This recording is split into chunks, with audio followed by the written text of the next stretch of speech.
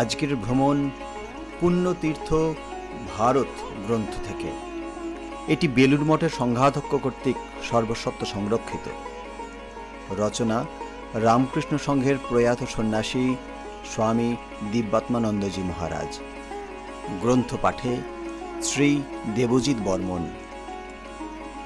ভগবত পথের পথিকদের কাছে ভারতের হিন্দু তীর্থস্থানগুলির আকর্ষণ প্রবল ও চিরন্তন। এর সঙ্গে দুর্গম তীর্থগুলির দর্শনের মধ্যে অ্যাডভেঞ্চার মনোভাবের পরিতৃপ্তি, নৈঃশব্দ সৌন্দর্যের রূপ উপভোগ থাকে। দিব্যাত্মানন্দজির বিবরণে সব দৃষ্টিভঙ্গিরই ছোঁয়া রয়েছে, তবু প্রধানভাবে ফুটে উঠেছে জ্ঞান অনুসন্ধিৎসু এক ভক্ত সন্ন্যাসীর পর্যবেক্ষণ। 1348 বঙ্গাব্দে তিনি ভারতের তীর্থাদি ভ্রমণ করেছিলেন। লিপিবদ্ধাকারী পুস্তক প্রকাশিত হয় 1370 বঙ্গাব্দে। তাই বর্তমানে স্থানগুলির রূপের বা ভাবের পরিবর্তন হয়েছে। এই পরিবর্তন মহাকালের প্রতি পদক্ষেপেই ঘটছে। নিত্য পরিবর্তন আছে বলেই এই সংসার জগৎ নামে অভিহিত। এই পরিবর্তনের কথা স্মরণ করলে বর্তমান ভ্রমণকারীর কোনো অসঙ্গতি দৃষ্টিগোচর হবে না। আপনারা শুনছেন দেবভূমি ভারত, ভারতবর্ষের অনন্য কথা।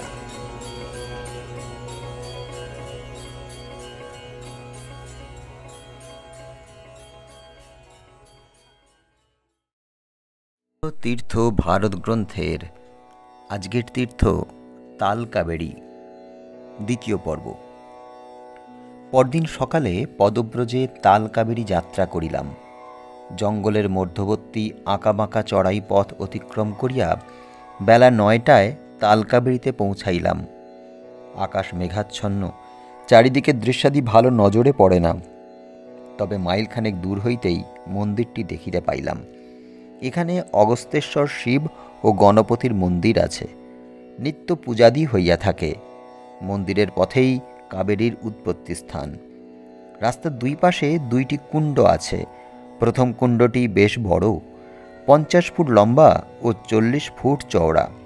কুণ্ডের চারিদিকেই পাথর বাঁধানো। উত্তর ও দক্ষিণ দিকের সিঁড়ি আছে। যাত্রীগণ ওই সিঁড়ি দিয়া কুণ্ডে স্নান করে। এখানে কুণ্ডের সামান্যই জল আছে।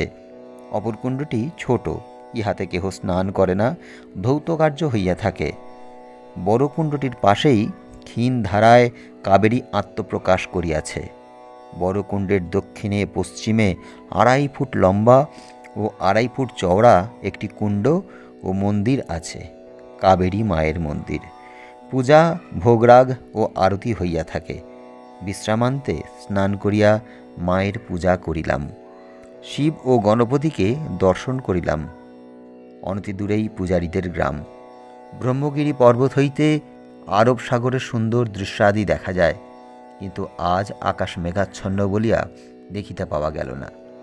স্কন্দপুরাণে আছে, সমুদ্র মন্থনে প্রাপ্ত হইয়া অমৃত দেবতা ও অসুরদিগের মধ্যে যুদ্ধ আরম্ভ হইল।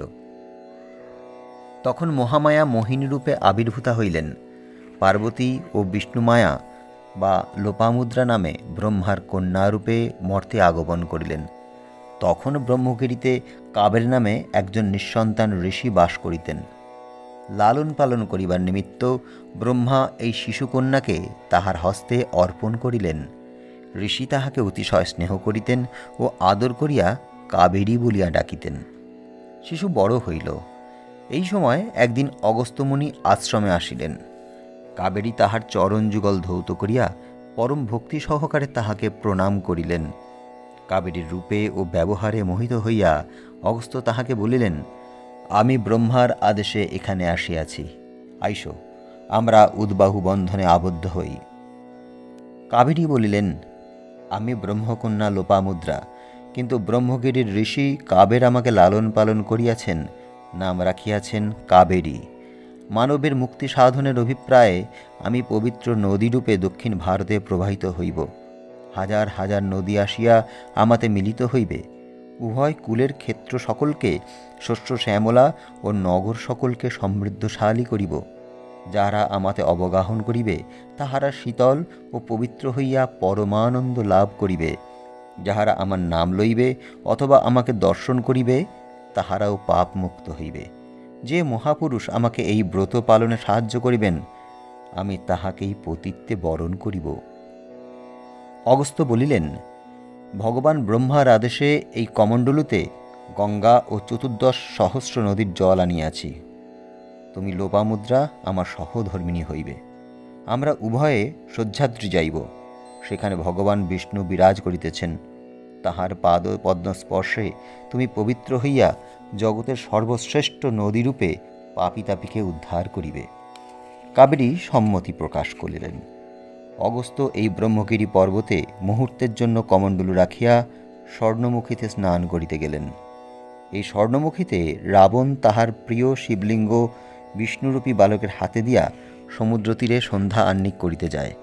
ফিরিতে দেরি হওয়ায় ওই শিবলিঙ্গ ভূমিতে বসিয়া যান।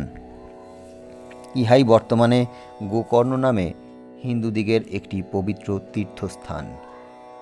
অগস্ত্যমুনি তাহার শিষ্যকে বলিলেন, আমি না আসা অবধি এই জলপাত্রটি রক্ষা করিবে। মুনির ফিরিতে দেরি হওয়ায় কাবেরী ভাবিলেন, বহুদিন হইল আমি এই পাত্রে আবদ্ধ হইয়া আছি, আমি কি আর মুক্ত হইব না? যে প্রকারেই হোক আমি এই পাত্র ত্যাগ করিব, ইহাতে কোনো অন্যায় হইবে না। সেই সময় চারিদিক ঘোর মেঘে আচ্ছন্ন হইয়া মৃদু মন্দ সুগন্ধিযুক্ত বাতাসসহ বাড়িপাত আরম্ভ হইল। তখন কাবেরী পাত্র হইতে নির্গত হইয়া পৃথিবীতে বহিতে লাগলেন।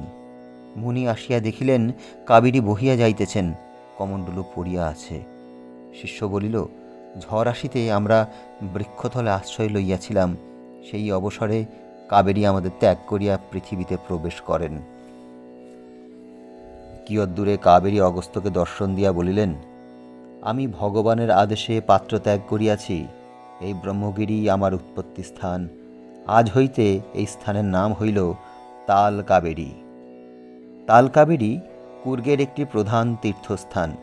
প্রতি বৎসর আশ্বিন সংক্রান্তিতে এই স্থানে একটি বিরাট মেলা হয়। বহু দূর হইতে যাত্রীগণ এখানে আসিয়া থাকে। এই উৎপত্তি স্থান হইতে মোহনা পর্যন্ত কাবেরীর উভয় তীরে বহু পুণ্য তীর্থ আছে। মুনি ঋষিগণ কাবেরীকে স্বর্গীয় নদী নামে অভিহিত করিয়াছেন। কাবেরী দক্ষিণ ভারতকে সুজলা সুফলা ও শস্য শ্যামলা করিয়াছে। বর্তমানে কাবেরীর জল হইতে বিদ্যুৎ শক্তি উৎপন্ন হইয়া দেশবাসীর কল্যাণ সাধন করিতেছে। তাই তামিল কবি কম্বান কাবেরীকে সুবর্ণ নদী নামে আখ্যা দিয়াছেন। পুরাণে আরও দেখিতে পাওয়া যায়, মৎস্য দেশে সিদ্ধার্থ নামে জনৈক প্রতিষ্ঠাবান রাজার 4 পুত্র ছিল। তাহারা সকলেই সুশিক্ষিত, পণ্ডিত, সাহসী, বলিষ্ঠ এবং তীক্ষ্ণ বুদ্ধি সম্পন্ন ছিল। চতুর্থ পুত্র চন্দ্রবর্ম একটু সাধু প্রকৃতির ছিল। সে প্রায় তীর্থাদি পর্যটন করিত। একসময় সে জগন্নাথ হইতে রামেশ্বর পর্যন্ত তীর্থাদি পর্যটন করিয়া পার্বতীর উপাসনায় রত হইল। তাহার উপাসনায় সন্তুষ্ট হইয়া পার্বতী তাহাকে দর্শন দিয়া বর প্রদান করিলেন যে তাহার স্ববর্ণে বিবাহ হইবে। সে শত্রু বিজয় ও মৃত্যুর পর শিবলোক প্রাপ্ত হইবে। পার্বতী তাহাকে আরও জানাইলেন যে তাহার স্ববর্ণে বিবাহিত স্ত্রী নিঃসন্তান হইবে। তবে তিনি তাহাকে বংশরক্ষার জন্য একটি শূদ্রকন্যাকে বিবাহ করিতে অনুমতি দিলেন। প্রথমা স্ত্রী ইহাতে মর্মাহত হইল। কাবেরী তখন তাহাকে সান্ত্বনা দিয়া বলিলেন, তোমার দুঃখের কোনো কারণ নাই। সেই শূদ্রার গর্ভে